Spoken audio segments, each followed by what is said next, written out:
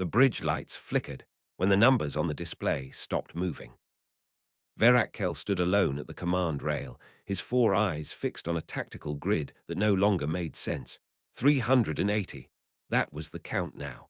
380 ships gone or drifting dark, out of a fleet that had crossed the void with 412. Behind him, the bridge crew said nothing. No one moved. The silence had a texture to it, thick and wrong, the kind that settled over a room when everyone understood the same terrible thing at once, and no one wanted to say it first. A voice came through on every frequency at once. Human, calm, female. Verakkel, this is Admiral Sarina Thorne, United Earth Navy, commanding Earth's defense. I hear your challenge. He had asked for this. A commander-to-commander reckoning, flagship to flagship, the ancient right that every Vrax officer learned before they learned to walk armored. 217 times, that right had been claimed by the winning side. He had assumed, without ever putting the thought into words, that it would be claimed by him an 18th time. Turn around, the voice said. Take your flagship and your inner guard and go home. Verakkel's secondary eyes retracted into their stalks, a tell his own officers would have recognized if any of them had dared to look at him right now. 217 victories sat behind him like a weight he had never once felt until this second. He opened his mouth to answer. The bridge held its breath, and so did he. You'll want to hear how this ends, I promise you that. 9 years is a long time to wait for a fight you are certain is coming. 4 kilometers below the red dust of Mars, Admiral Sarina Thorne had learned to measure that kind of waiting in coffee. She was on her third cup of the morning, black, from a chipped ceramic mug with a faded blue band around the rim, and she was reading formation data with the expression of someone who had spent 3 years imagining this exact moment and finally got to stop imagining it. But 9 years earlier, none of this had existed. Not the anvils, not the wolf packs, not the mug chipped in exactly that spot. 9 years earlier, there had only been a thin file nobody wanted to read, and a species on the other side of the galaxy that had never lost a war and did not plan to start. The Vrax did not keep trophies, they kept records. High Commander Verakkel walked the Hall of Dominion the way other men walked through their own homes, without looking up, because he had walked it 10,000 times and knew every stone. The corridor ran 3 kilometers through black obsidian, and along both walls burned 217 tablets, each one a different color, each one the captured atmosphere of a world his people had taken and lit like a lamp. Green for the acid breathers of Corvin, amber for the methane worlds. A deep arterial red for the last holdouts on Ver Ossa, who had fought for 6 years before the flame took their sky too. He had personally overseen 41 of those 217 victories. He was 312 years old. In all that time, he had never lost a battle. He had never lost a fleet engagement. He had never once, in 3 centuries of war, encountered anything in the first hour of a fight that required him to change his plan for the second hour. He stopped at the one place on the wall where no tablet burned. A gap, deliberately left, exactly the width of the others. Tablet 218. He had already decided, without ever having seen the planet in person, what color it would burn. Blue, nitrogen and oxygen burned blue. His fleet admiral, a narrower, younger officer named Draxvel, stood 3 respectful steps behind him, the way protocol required.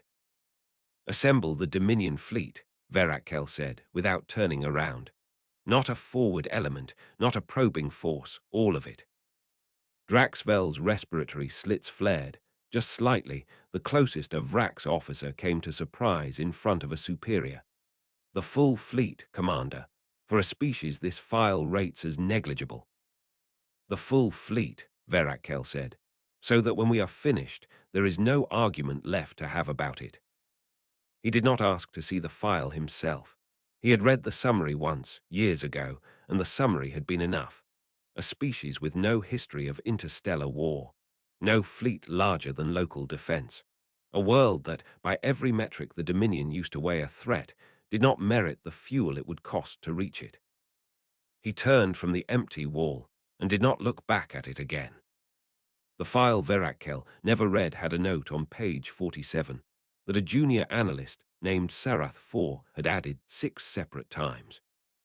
Unusually high tolerance for physiological stress, anomalously aggressive threat response, a tendency, unlike anything catalogued in 217 prior campaigns, to increase combat effectiveness under extreme adversity rather than collapse under it. 6 times, the note had gone up through proper channels. 6 times, it had come back down, stamped with the same word, deprioritized. The 7th time, Sarath IV did something that would have ended a shorter career on the spot. He stopped waiting for permission and sent the file directly outward, past every filter built to keep exactly this kind of thing from happening, straight into a receiver 4 kilometers under the red dust of a planet the Dominion had never bothered to name. It landed on Sarina Thorne's desk on a Tuesday. She read it in one sitting. She made 4 phone calls, each one shorter than the last, each one ending the same way. "Tomorrow morning, my office. Don't be late." Then she went to bed and slept 8 hours, because she had learned a long time ago that the first decision made on no sleep was rarely the good one. The next morning, she walked into the Secretary of Defense's office, before he had finished his own coffee. "I need everything," she said. "Read the last item first." Robert Haynes looked up from a report he had not started reading and set it down without argument. He had worked with Thorne for 11 years.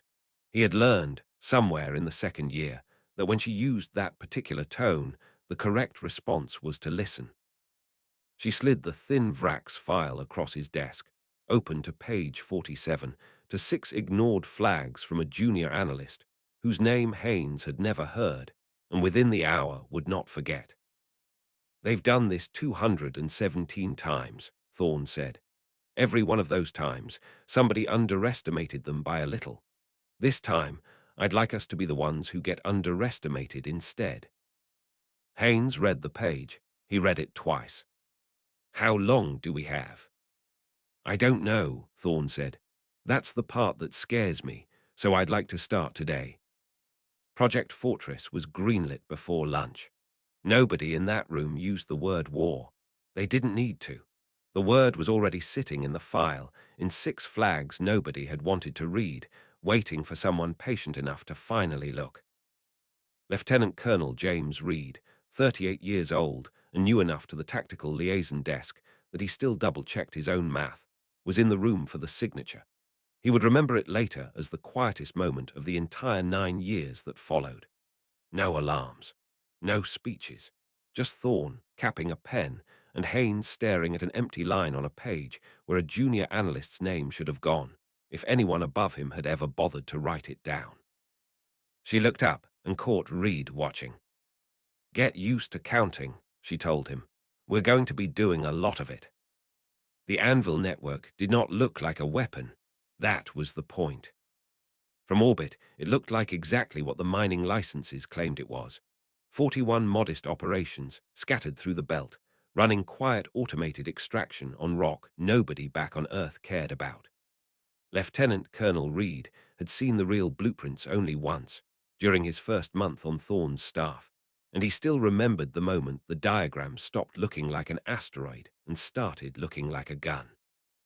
Each anvil was a hollowed rock between 2 and 800 meters across, packed with a rail 3 kilometers long, coiled through the stone like a nerve running the length of a body. Each one had a crew who had lived inside that rock for a year, sometimes 3, running drills nobody outside the program was cleared to know existed. 41 anvils, 41 crews, millions of tons of accelerated mass, ready to move the instant somebody gave the order. Reed had asked Thorne once, early on, whether it would work. She had looked at him the way she looked at every question that didn't have a fast answer. "It'll work once," she said. "We only get once." That answer had stayed with him longer than he expected. 9 years was a long time to build something around a single word. The fleet crossed the heliopause at 03, 47, and 47 separate sensor stations registered the contact within the same second. Reed was at his console when the alert lit, and his ring finger tapped the desk twice before he'd even finished reading the numbers. 412 signatures, arranged in a shape too precise to be anything but deliberate. He pulled the formation up on the main display and felt his stomach do something slow and cold. 14 concentric rings, he said. Command Core centered. That's Doctrine Profile 7, ma'am, textbook. Thorne was already awake. She had been awake for 6 hours, on her third coffee, sitting in the chair she'd claimed as her own years before anyone else had a reason to sit in it. She looked at the formation for a long moment without speaking, the way a person looks at a face they've been expecting to see. They kept the formation exactly the way our model said they would, she said. Good. Good, ma'am. It means they still think this is easy. She set the mug down, picked up a different handset, and gave an order that would not appear in any public record for another decade.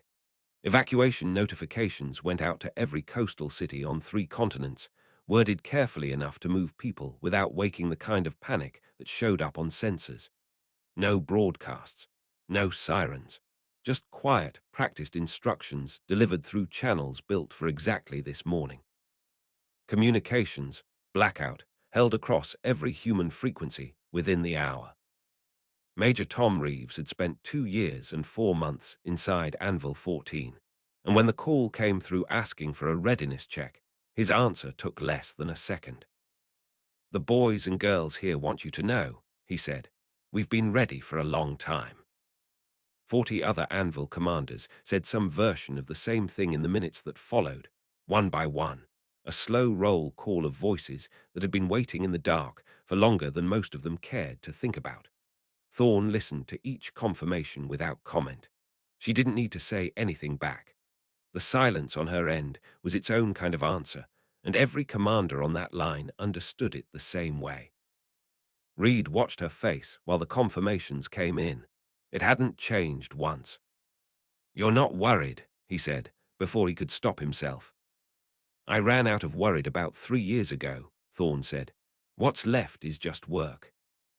On the Vrax flagship, Verak studied the same stretch of space and reached a very different conclusion. His tactical display showed 90 human vessels near Earth. 90 against 412. He turned the number over once, the way a man might glance at a bill he already knew he could afford, and dismissed it without further thought. Negligible resistance, he said to Draxvel, who stood the required 3 steps behind him, exactly as the file suggested. The file also mentioned an anomaly, Draxvel said. The stress response note, should we? The file mentioned 6 flags from one analyst nobody above him agreed with, Verak said. I have won 217 campaigns without needing to reread a footnote. He gave the order to advance to engagement range. The fleet moved with the same unhurried confidence it had carried across every star system it had ever entered, a confidence built on 3 centuries of never once being wrong. Somewhere behind that confidence, a gap on a black obsidian wall sat empty, waiting for a color he was already certain of. The fleet crossed the engagement threshold at 12:03. 412 ships discharged their primary weapons at once. A single coordinated strike meant to open the battle the way it had opened 217 battles before it, with overwhelming force landing exactly where the enemy's real assets were supposed to be. It landed on decoys. Reed watched the strike hit unmanned platforms and empty hulls across every screen in the command center, and for 3 full seconds nobody in the room breathed. 0 crew casualties. Command bunkers untouched. Anvils undetected, still silent, still waiting inside rock that had never once registered as anything but rock. They just used their opening move on nothing, Reed said, and heard his own voice come out thinner than he meant it to. Thorne set her coffee down, without looking at it. Now they know something's wrong, she said. They don't know what yet. That's the only advantage we're ever going to get, and we've got about 4 seconds left to use it. She reached for the trigger authorization, and the room went very, very quiet. The trigger authorization went in at exactly 12:03:41. 41 rails fired at once, and for a heartbeat, nothing on the display changed at all. Then the numbers updated, and Reed heard someone across the room make a sound that wasn't quite a word. 67 ships, gone in 4 seconds. The perfect Vrax sphere didn't vanish. It cracked, a spiderweb of gaps tearing through a formation that had held its shape through 217 campaigns without ever once needing to move on instinct. Reed watched the cracks spread across the display in real time, one clean geometric shape breaking into a dozen ragged clusters that no longer had anything holding them together. Thorne didn't celebrate. She didn't even sit forward. She picked her coffee back up, found it exactly as cold as she expected, and said, "Cole, now." Rear Admiral Hawk Cole's voice came across every channel at once, flat and fast. "All ships, this is Hawk. Formation is broken. Execute maneuver cascade. All units go." 37 human ships, which had spent the last several minutes doing nothing but waiting inside their own silence, split into 9 groups and moved. On the flagship, Verakkel felt the shape of his fleet come apart under him before the reports even reached his console. "Reform the sphere," he said. "Standard recovery pattern. All clusters converge on my position." The order went out. It should have worked. It had always worked in every drill, in every prior engagement where a formation had taken damage and needed to knit itself back together. Reformation was not a maneuver the Dominion practiced. It was a reflex. Draxvel's voice cut in, tighter than protocol usually allowed. "Commander, the human ships aren't attacking the clusters. They're targeting our communication relays first. Cluster 4 just lost contact with Cluster 7. Verakkel turned his primary eyes on the display, and for the first time in 312 years, felt something he did not have an immediate word for. "Reroute through secondary channels," he said. "They're taking those too," Draxvel said. "Commander, I don't think this is damage. I think it's a plan." It was the first time in 9 campaigns, serving under Verakkel, that Draxvel had said anything close to that sentence out loud, and the words hung in the air of the bridge like something none of them knew how to put back where it came from. The Reformation attempts kept failing, each one dying faster than the last. 40 seconds, then 30.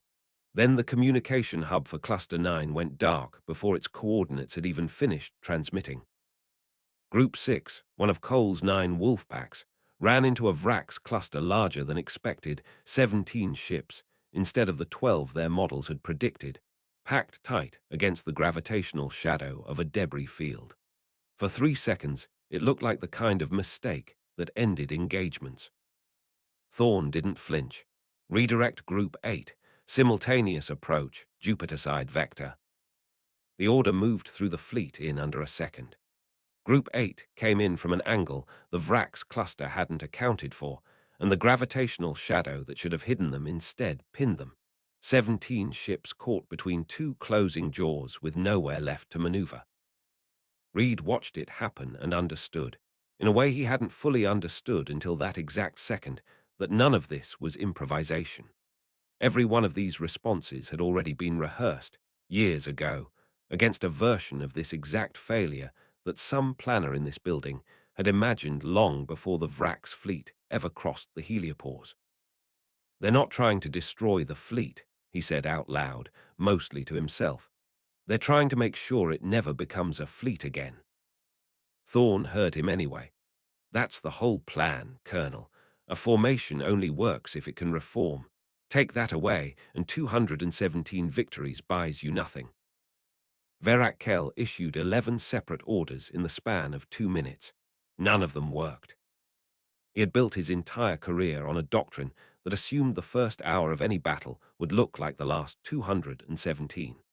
Every contingency plan he carried in his memory was built for damage, for losses, for setbacks that still left the sphere intact enough to close ranks and grind an enemy down through sheer coordinated mass. Nothing in 3 centuries had prepared him for an enemy whose entire strategy was simply making sure the sphere never closed again. He was still issuing orders when Draxvel spoke a second time, quieter now, almost careful. Commander, all three pillars of standard doctrine have failed simultaneously. Formation integrity, communication relay, reserve consolidation. We have no fourth pillar. Verakkel said nothing. On the wall behind his eyes, in the part of his mind that still, even now, kept its own private ledger of 217 flames, a gap the width of one tablet sat exactly where he had left it that morning. In the Mars Command Center, the mood had shifted from tension to something quieter and harder to name. Not celebration. Not yet. Just the particular stillness of people watching a plan they had spent 9 years building finally do the only thing it had ever been built to do.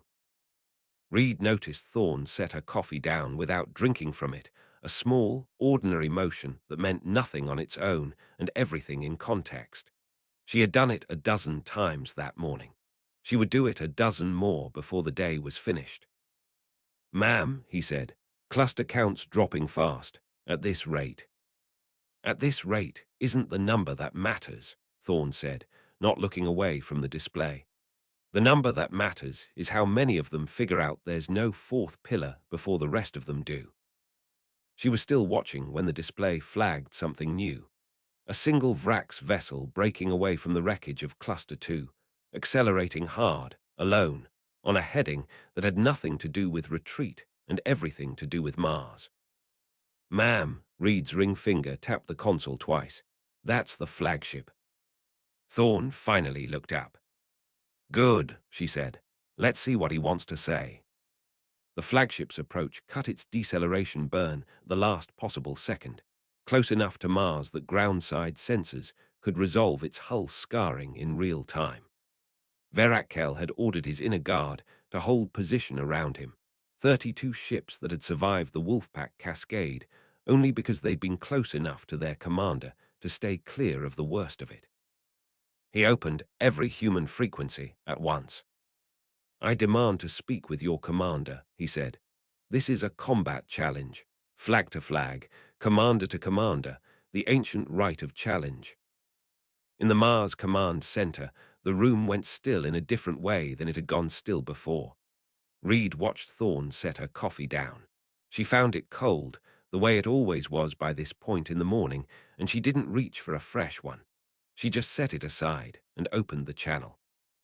"Verakkel, this is Admiral Sarina Thorne, United Earth Navy, commanding Earth's defense. I hear your challenge." She looked at the tactical display while she spoke. 281 Vrax ships destroyed or disabled. The number sat there, plain and final, the last new figure this war would produce. "Turn around," she said. "Take your flagship and your inner guard and go home. Tell your government what happened here, because this is what's waiting for anyone you send back. Not 90 ships, not a lucky defense. This, the thing you walked into today. We will rebuild the anvils faster than you can replace your fleet. We know your doctrine completely now. There is nothing you can send here that we haven't already planned for." Silence answered her, long enough that Reed's finger tapped the console twice without him noticing he'd done it. Then Verakkel's voice came back, and it had changed. Something in it had gone very quiet. "How long?" "9 years, Thorne said. "You were in our queue," he said. "You were a footnote." "We know," Thorne said. "That's why it worked." No fleet, no doctrine, no plan, no mercy owed and none asked for. 3 losses, stacked plain and flat, the way the truth usually sounded once nobody had a reason to dress it up anymore. The silence that followed lasted 47 seconds. Reed counted, because Thorne had taught him to, and because some habits took root fast when the alternative was watching a man decide whether 3 centuries of certainty were about to end here or somewhere further out. The flagship turned first. Then the inner guard turned with it. 32 ships fell into formation and began accelerating away from Mars, away from Earth, back out toward the dark they'd come from. And behind them, the asteroid belt sat visible on every frequency now. 41 anvil housings still smoking faintly in the vacuum, no longer disguised as anything but exactly what they were. They crossed the heliopause and kept going. The Mars Command Center did not erupt when the last VRAC signature dropped off the sensors. Nobody cheered. Nobody threw anything into the air. Reed had expected something like celebration in the months of drills leading up to this day, and found instead that the room simply went quiet in yet another way, a stiller kind of quiet than any of the ones that had come before it. Everyone in that room was counting the same number, and it wasn't the number on the main display. 380 ships destroyed or disabled. 32 turned home. Only 20 would make it back to Vrax Prime, according to the tracking that would come in over the following days, the rest lost to damage too deep to survive the trip. That wasn't the number the room was counting. 2 human ships were gone. The UES Intrepid and the UES Cascade, caught in the opening minutes of the Wolfpack Cascade before Cole's formations had fully closed the trap. 41 crew. 41 names that would never sit on any tablet, on any wall anywhere, because humans didn't build walls like that. They built something quieter instead. A list, kept somewhere, read once a year by people who had known them. Thorne opened a private channel to the Anvil network before she did anything else. "All stations," she said. "You did exactly what you were trained to do, every one of you. I'm proud of each of you. Get some rest. We have work to do tomorrow." She closed the channel and sat for a moment without moving. Major Tom Reeves walked into the command center 40 minutes later, the first time he'd stood in full gravity in 2 years and 4 months, and the unfamiliar weight of his own legs made him move slower than he meant to. "I'd like a real cup of coffee, Admiral," he said, "if you've got one." Thorne poured it herself. She didn't say anything while she did it, and neither did he. Some conversations didn't need words, just 2 people who'd spent 9 years waiting for the same morning, standing in the same room after it had finally arrived. Sarath 4 flagged note, the one nobody above him had wanted to read 6 times, became the 7th line in a new protocol within the month. Nobody outside 3 rooms ever learned his name. He never asked them to. The Vrax did not commission another campaign for 11 years. When they finally did, it was aimed somewhere else entirely, somewhere that had never once shown up as a footnote on anyone's threat file. The gap on the wall in the Hall of Dominion, exactly the width of 217 other tablets, was never filled. Nobody gave the order to fill it. Nobody gave the order to leave it empty either. It simply stayed that way, year after year, the one space in 3 kilometers of obsidian that never learned to burn.